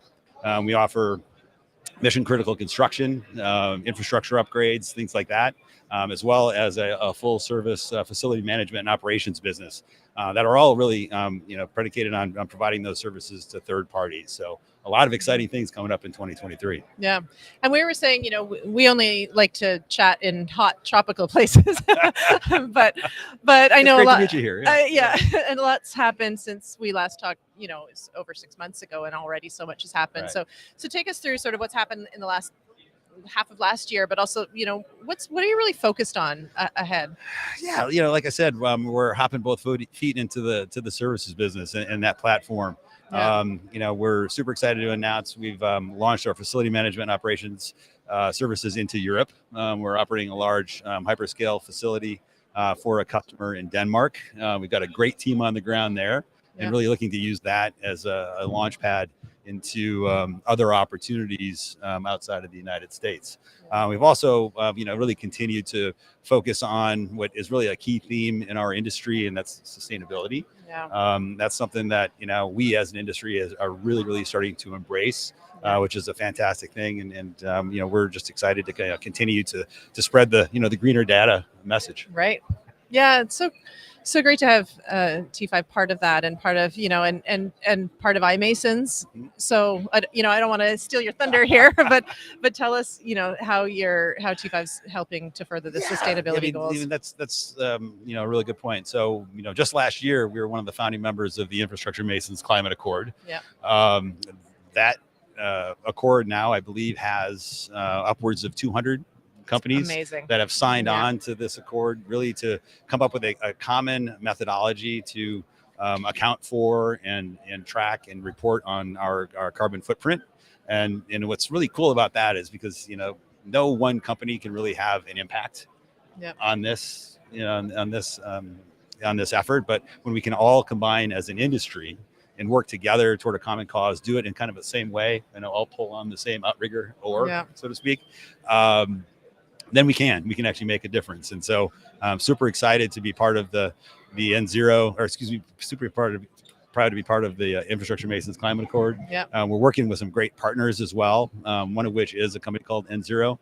They've got a great technology platform for carbon accounting and reporting, which then allows us to really kind of baseline measure what we're doing, because if you can't measure it, you can't improve it. Exactly. Yeah. And you're part of the greener data directory, right? The greenerdata.net. We are, and you guys at JSA, I mean, are really leading the charge on this too. It's great to be a part of this this ecosystem. We've put together a Forever Green newsletter, monthly newsletter that goes out to all of our client base, and it's a great resource just to compile all the different information and cool things that are going on within sustainability in our industry. Right. So what's next? What's on the horizon for 2023 aside from all of this? All of that good stuff. Yeah. But then, at the other side of it too is our core business of developing data centers is we're continuing to explore new markets. We have a number of new markets that we're going into here into 2023. Yep. Some exciting data center development on the horizon. Look forward to announcing those maybe at the next sunny location that we're at. Yeah, right. Only if it's sunny. Yeah, only if it's sunny. Right. Only if it's sunny. But yeah, so I mean, things are really going well for T5 right now, and as they are for our industry. Yep. So for those folks, we have to acknowledge those folks that can't be here with us in this beautiful sunny location in Waikiki. For those folks, how can they connect with you? The best way to get a hold of us really is t5datacenters.com. That's probably the easiest way to reach out. There's a number of different ways on there. You can get on our different mailing lists. I really encourage you to check out our Forever Green newsletter. That's just a good way to stay in touch.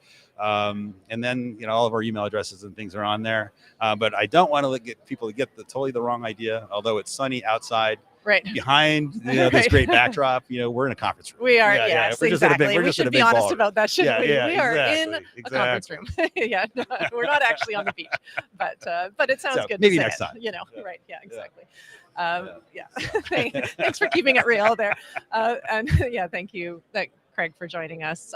It's always great to catch up. It's great to be with you, Barb, as well. And thanks a lot for having me. Yeah, of course. We look forward to the next time, the next updates. So thank you. And thank you, viewers, for tuning in to JSA TV. Mahalo. Mahalo.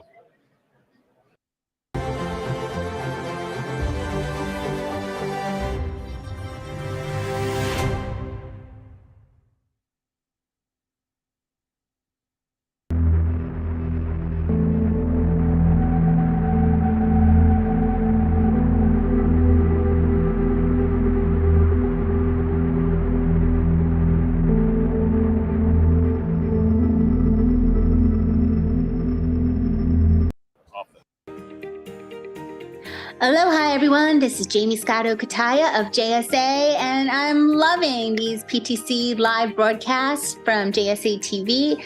There at the hub, feeling the excitement, the great news coming off that show floor. Thanks so much. And by the way, I want to cut in quickly and give you JSA's big announcement today. We are launching the Greener Data Directory. That is an online Rolodex. I know, old school word, but there it is. And that's a Rolodex of sustainability-minded companies, including, of course, technologists, innovators, data centers, and data networks, as well as these innovators, technologists. They're on display. If you have an ESG plan or are looking to partner with those who provide cooling or resource solutions, this is your free available resource. Go ahead and check it out, greenerdata.net. We want to connect organizations that are dedicated to net carbon zero quickly and through our global operations. So check it out. We look forward to getting greener together. Happy networking, everyone.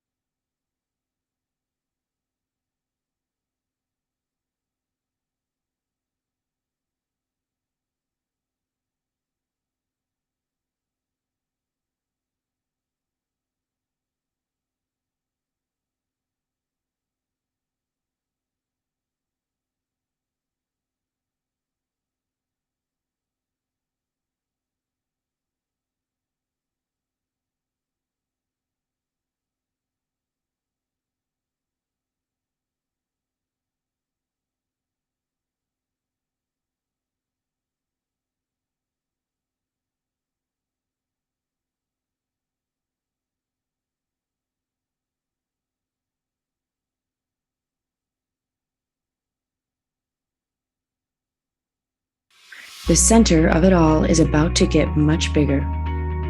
Coming soon, experience the next generation of Vancouver's most iconic connectivity hub with Spencer Building Carrier Hotel, brought to you by Harbor Center. Today, Spencer Building Carrier Hotel is writing the next chapter in the landmark's history with a new state-of-the-art data center facility.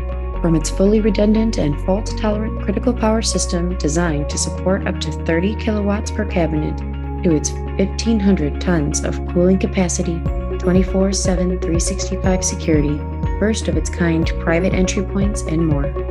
Connectivity will be faster and easier than ever. From the West Coast to the world.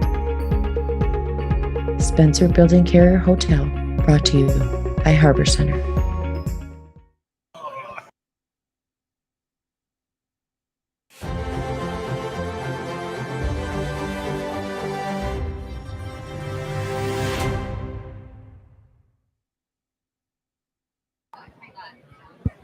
Welcome to JSA TV, the newsroom for telecom and data center professionals. I'm Barb Mitchell, joining you today live from PTC 2023 in Waikiki, Hawaii. And joining me, I have my friends here from Vancouver, from Spencer Building Carrier Hotel. And I want to introduce you all. I'm going to start on my far end here. So Antonio Del Sasso is the Director of Operations, and Chris Jones is the Director of Data Center Infrastructure and Operations, and Richard Louis is Vice President. So thank you so much for joining us. It's nice to see you. Thank you. We traveled Thank you. all the way over here to see each other in Hawaii. How's the conference for you guys so far? It's been great. It's busy, yeah. It's busy. Yeah. Big change from last year. Yes, quite a big difference from last year. Yeah, yeah. But it's nice. So for the people, I know you'll be meeting with people. We still have a few days to go here, and I know you have a lot planned over the course of the week. But for people who don't know and may not be fortunate enough to be here with us, can you tell them a little bit about Spencer Building? Sure. Well, Spencer Building Carrier Hotel is unique. It's a new offering. However, it's under the same ownership and management as the Harbor Center Complex. Harbor Center Complex has been probably Vancouver's primary hub of connectivity for the last 20 odd years, since the mid to late 1990s. And we're very pleased to offer this expansion and extension named the Spencer Building Carrier Hotel. Yeah. And you mentioned, the history of this building is quite phenomenal. And as you know, I've kind of alluded to the fact that it's got a place in my heart because it's a landmark in Vancouver, where we're all from. But tell us about that. What makes that significant? Maybe I'll jump in here. I think just the first location where it is and how it's evolved into this this great center of telecom. It's evolved from the late 1980s and the 90s, and we've added a lot of infrastructure. We've added a lot of cabling. We've added point of entries. There's probably 18 in the building itself. We've added more capacity in our cooling and in our energy for the building itself. We've added generators. So it's a natural progression for us that we're pretty well maxed out now in our systems to bring in Spencer Building Carrier Hotel and work together as like brothers. But we've started all this, and now we're taking together collectively a bigger approach in how we're doing this. So what's that going to mean for Vancouver, for the market? Oh, I think it's great. It needs it. We think a downtown, there's no downtown offerings in Vancouver or Lower Mainland that can offer this. So we think that we've got a great product that when it comes to market, it's gonna be good for everyone. Basically, it'll be a state-of-the-art offering in prime downtown Vancouver, connected to the primary hub. Yeah. And I know just sort of building on all of this and what you offer, obviously it's on our backdrop here, greener data and sustainability has been so much sort of in the thoughts and minds of so many across our industry. Can you talk a little bit about how Spencer Building's addressing that? Well, I think the Spencer Building Carrier Hotel will follow in line with what Harbor Center Complex has done and what they are doing now, which is BOMA Gold certified. So we'll follow with them in that certification, along with all of the kind of lighting upgrades that come along with that. We also are looking. We have 100% hydroelectric power So that's obviously great being in BC. Yeah. But we're looking at other initiatives as well. So for example, one would be HVO, which is a hydro-treated vegetable oil. It's a substitute for diesel fuel, so it's cleaner. It's better for the environment. So we're looking at using solutions like that to help Spencer Building Care Hotel kind of become not a leader, but like continue on the path that others have followed for sustainability, because it's important, right, for our planet. So. Yeah. So important, and it's so important for our industry, and like I said, it's just really having actionable things that you're putting in place to right at the onset of while you're still in this phase. Yeah, and one other thing is Antonio's done a really great job in the current complex with a heat recovery system. So what we're able to do is we're able to take the heat from the data center customers in the building and obviously use that to help heat the building, right? Without having to use those resources, it's kind of like renewable, right? So so we're going to follow in that suit as well and look at options that we can do for Spencer Building Care Hotel to do the same type of thing. So it's a really good initiative. Antonio's done a great job, and we're going to follow suit. Yeah, and I'm gonna add just we've been seeing reductions of steam, electricity, and everything we do in the building for the last 10 years. So we continue to work with the local politicians, like politicians or BC Hydro folks, and always trying to find a way to make our property run better. Right. It's just a good thing to do. Yeah. Yeah. And I mean, I can say that it's been great to watch all of you and the efforts that you're making, sort of as you're making plans for Spencer Building, and so tell our viewers what the next 6 to 12 months look like. What are some of your milestones? Yeah, so I think maybe just before we get to kind of what's coming up, I wanted to just speak a little bit about kind of what we've done the past year. Yeah. So in 2022 was a big year for us. We were able to complete a few significant projects. So I know a lot of our viewers have probably seen from before the 2 entry points that we installed with the permit from the city. So we have 2 new diverse entry points into the building, along with fiber entry rooms that go along with that. So a secure private entry from both sides of the building, which is kind of what our customers are looking for, is to bring in connectivity into the building. So that's now complete. So both of those are completely done and ready to go. We're talking with a couple of customers right now to bring new services into the building as we speak. We also have, our a development permit, which we received approval from the city. So that's another initiative that we were able to accomplish in 2022. We also have submitted our building permit for the project, which is a huge step. That is huge. So now, soon we expect to hear back from the city. It takes a little time with city authorities, as we all know. But our expectation is that we'll hear something here in the first quarter of 2023 to work with the city on further development of that permit. So we have a lot of things there that we need to get through. The city's gonna have a lot of questions, so we've got through that.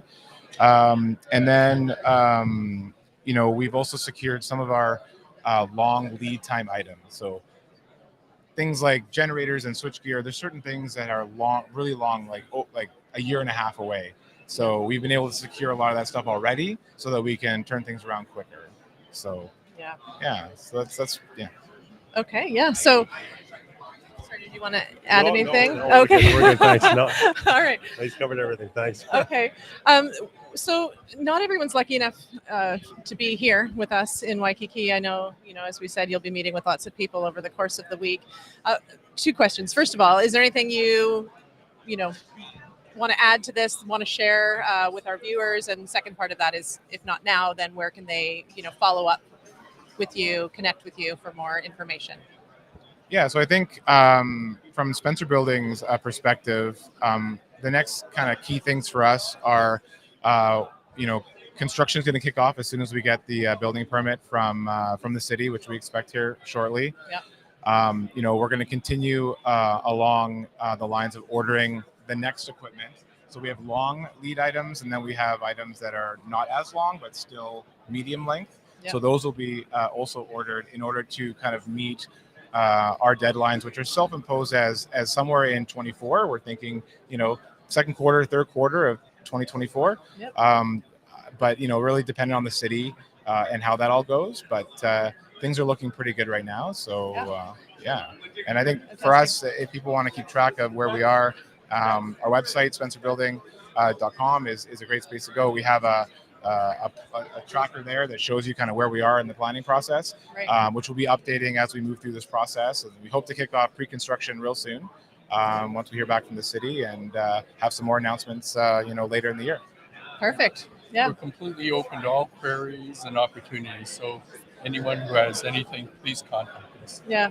Yeah. Thank you. Thank you for adding that. And so spencerbuilding.com and you can meet with these nice gentlemen here and learn more about Spencer Building and what's to come and where things are at and any more information that you could possibly want or questions you may have.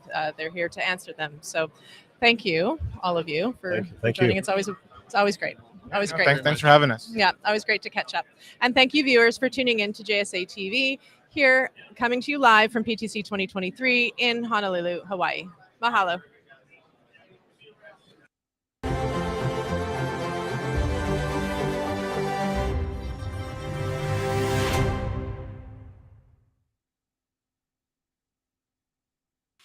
The center of it all is about to get much bigger.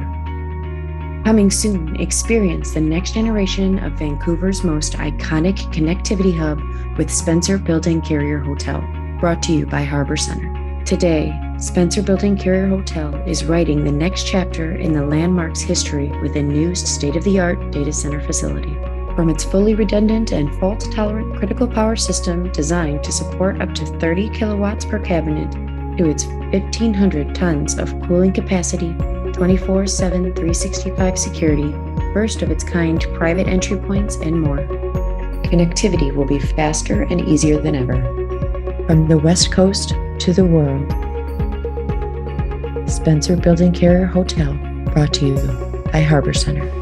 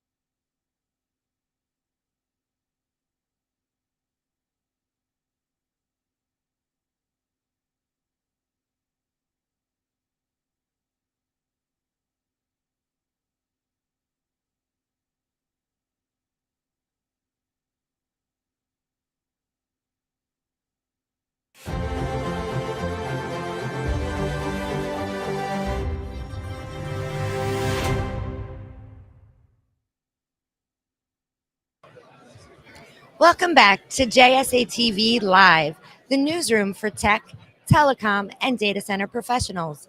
I'm Buffy Harakitis, coming to you live from PTC'23 in sunny Honolulu, Hawaii. And joining me today is Luke Kipfer, Vice President of Data Center Construction and Development for Powerhouse Data Centers. Luke, welcome back to JSA TV. Thanks, Buffy. Glad to be here. Yeah. So what do you think of the conference so far, Luke? It's a whirlwind. It's got in Saturday and it's just been nonstop ever since. But this is definitely one of the premier events. So glad to be here with you guys. Helping us out at PTC. Yeah, we're glad to have you back. So for viewers that don't know, why don't you tell us a little bit more about Powerhouse Data Centers? Yeah. So we're very excited about Powerhouse Data Centers. Powerhouse is the technical real estate side of American Real Estate Partners, AREP. AREP's been a developer in the East Coast, greater DC area for about 20 years. So $5 billion in acquisitions, deep roots in the real estate and development industry. Really went all in last year, officially launched the Powerhouse brand to focus on data centers and data center developments, starting in Northern Virginia, but expanding out of that area very quickly. Yeah. And we got to talk not too long ago at Data Cloud USA. So it's such a pleasure to have you back. Why don't you tell us a little bit more about the joint venture between Powerhouse and Harrison Street? Absolutely. So Powerhouse Data Centers is a joint venture with Harrison Street, a $1 billion fund to spend for data center development and construction. Harrison Street is primarily involved in investing in alternate assets. They're a very sophisticated capital partner when it comes to data centers. They really understand the market and really allow us to be able to deploy capital in the most efficient way, most efficient methods possible. Okay. And I heard a little bit about 6 data centers that you have coming to Data Center Alley. Why don't you tell us a little bit more about that? Yeah, absolutely. We're really excited about, we've got what we call ABX1, Bomi Data Center. That's just going vertical in the next couple of weeks. So we're delivering that October of this year. We've got our Cola Data Center. That's master plan for 2 buildings, over 600,000 square feet, 120 megawatts of development there. And then we also have what is the old AOL World Headquarters in Ashburn. That's master planned. We're starting demo this year. That'll be a 3-building, 265 megawatt campus right in the heart of Data Center Alley in Ashburn. Yeah. In Northern Virginia, of course. That's it. Yeah. Yeah. That's it. The heart of data centers, Data Center Alley. With all those megawatts, I believe you'd be attracting the hyperscale community. Why don't you tell us why Powerhouse is the best for hyperscalers? Yeah. So, the one thing that we offer is we really do the heavy lifting in the early ends of the project. So, we do all the site selection, we get the key real estate access, we do the zoning, we do the entitlements, we get the power to the site, which is obviously a big topic as of lately. We do all the site developments, we do the buildings, and so we can allow these hyperscalers to deploy their compute capacity very quickly, with us able to take a lot of the management, the risk, and the timeline associated with these early project developments. Right. Well, you're here all the way across the world almost, right? From the northern corridor where Powerhouse is headquartered and where the data centers are being developed. So why should the PTC community and folks out here all the way in the Pacific region have Powerhouse on their radar? So it's really 2 aspects. The first is that while we've started, we've really focused on Northern Virginia. We're very rapidly moving out of that area. So we wanted to start the Powerhouse brand with some key strategic assets, and those being in Ashburn, to really establish that we can operate in probably the world's toughest data center market. So as we move out of that, obviously it's important to understand that Powerhouse is just a very small aspect of a huge ecosystem. So as hyperscaler, as operators are deploying their compute capacity, it really goes into a global plan for how they're deploying that infrastructure. And it's important for us to understand and talk to others in the industry, how that's being done. Absolutely. Well, it was such a pleasure to have you here live from PTC'23 in sunny Honolulu, Hawaii. Is there anything else that you'd like to add today, Luke? No, we just really appreciate your time. Glad for our partnership with JSA, and looking forward to the rest of the conference. Yeah, same. Where can viewers go if they want to learn more? PowerhouseData.com, LinkedIn, Twitter, and our website are all great ways to get in touch with us and learn more about the platform. Well, thanks again, Luke, and thank you, viewers, for tuning in to another fabulous episode of JSA TV Live here from PTC 23 in Hawaii. Happy networking.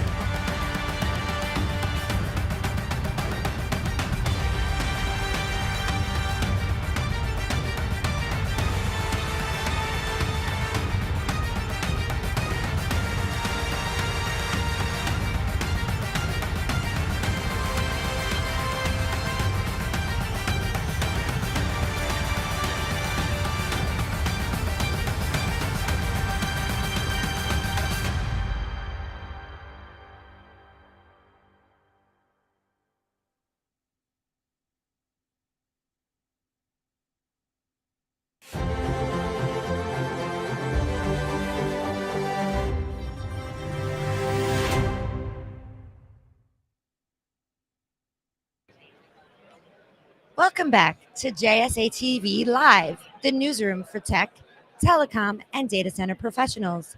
I'm Buffy Harakitis, coming to you live from PTC'23 in sunny Honolulu, Hawaii. And joining me today is Jeff Barber, Vice President of Global Data Centers for Bloom Energy. Jeff, welcome back to JSA TV. It's such a pleasure to have you. Thanks, Buffy. Yeah, it's been too long. I think last year we had very few attendees at PTC, and this year is absolutely overwhelming. It's great to be back with JSA for sure. So great to have you back here at PTC. And you're right, this is probably one of the biggest PTC events ever. I think by far. By far. And the conference floor is definitely buzzing. It is packed here today, live. And Jeff, why don't you give us a little bit more information about Bloom Energy, its entry into the data center market here that you're pretty much launching the data center division here at PTC'23? Yeah, thanks, Buffy. So yeah, Bloom is focused on the data center market with a laser focus at this point. It is, Bloom Energy is on-site power generation, either working with or without the utility. In the data center industry, as we know, power is what we do, providing power in a reliable way and in a consistent way. Bloom deploys solid oxide fuel cells, no combustion, but we're basically creating electrons from molecules using hydrogen today, using natural gas, converting that to hydrogen. So highly reliable, very sustainable, predictable. It's an excellent vertical to focus on. The demand has been incredible so far, especially here at the show. Yeah, I can imagine. But Bloom is no stranger to, to power and to sustainability. Of course, one of the key differentiators of Bloom Energy. So why don't you tell us a little bit more about the sustainability angle? Sure. So Bloom naturally produces far less carbon than any other alternative resource other than perhaps solar. And that's today. Bloom has been around a long time. It's a very resilient, stable platform. I think what has occurred over the last few years is the density of our devices has reached a point where it's appropriate for data centers. So today, each device is producing approximately 55 kilowatts of power. In the past, that was much lower. So that also brings an economic angle as we gain economies of scale, as we produce many more units, thousands of units, gigawatts of output. Our cost of goods can come down, and we're much more in line with other sources. So as I mentioned, we're hydrogen ready today. When the distribution network is there, when the production is there, when the pricing is there, Bloom Energy is future proof. You're simply swapping a few components inside the device, but the device itself does not change. The chemistry itself does not change. So it seems like Bloom Energy is the perfect solution at the perfect time, especially in today's climate where there are power restrictions and constraints everywhere you turn. Lack of it everywhere. Yes. So why don't you tell us how it meets some of those power challenges? Yeah, absolutely. As I mentioned earlier, Bloom is on-site microgrid power generation. We like to say behind the meter. Okay, so we can deploy, for instance, in months versus many times years if everyone is familiar with the data center sector, is familiar with what's going on in Virginia and elsewhere, internationally that gets even more intense. The lack of availability in the UK, in Germany, in Ireland. We are the perfect solution right now. Like I said, it is deployable in months. It may take longer depending on the bureaucracy involved in the district, but as far as our devices, we are up to scale from production facility perspective, 100% produced in the US. We don't have the same supply chain issues that's going on elsewhere with other forms of electricity. Yeah, so it seems like the perfect solution at the perfect time. Yeah, it is. And it absolutely especially is. now in today's market here. But you mentioned U.S. That's where the products are manufactured and everything. But you are global, right? Oh, absolutely. So Bloom is very much global. The U.S. production is really to because it's such a critical aspect of the business, is really to control supply chain, manage supply chain, manage costs, manage efficiency. I think there's some great foresight within the executive ranks of Bloom. Manufacturing out of Delaware and out of Fremont, California. Like I mentioned, the supply chain has not been an issue for us, which is unique right now. That as is, you know. that is very unique, especially in today's data center world. Yeah, absolutely. Yeah. Okay, so what's coming up the pike here for Bloom? I mean, you just landed with Bloom Energy. You're leading the data center division. I am. You're already making a splash here at PTC. Yeah. Working on for it. sure. Yep. I mean, Bloom is everywhere. Yep. And tomorrow night, you guys will be sponsoring the PTC Awards, We right? will. So Very the excited about that. bubbly sponsor. Yep. So be sure to check out Bloom at the PTC Awards tomorrow night. They are one of the top sponsors of the event.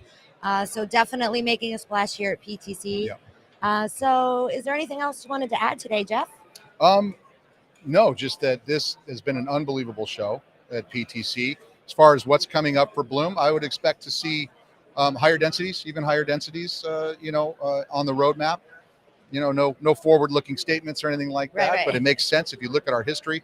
We've always been able, through efficiencies, to increase the output of the devices. And you're right, this is absolutely the kickoff of this vertical within Bloom. Of course, PTC is there's not a better location to do it than PTC. There is definitely no better location to launch Bloom Energy's data center division than here live at PTC'23. Jeff, congratulations on your new role as Vice President of Global Data Centers for Bloom Energy. The perfect solution at the perfect time for data centers globally. Jeff, again, congratulations. Thank you, Buffy. And be sure to check out Bloom Energy at PTC Awards tomorrow night. They are the bubbly sponsor. And if you are here live, they are on the floor at the PTC Hub. Where can viewers go to learn more? Obviously to the website, bloomenergy.com.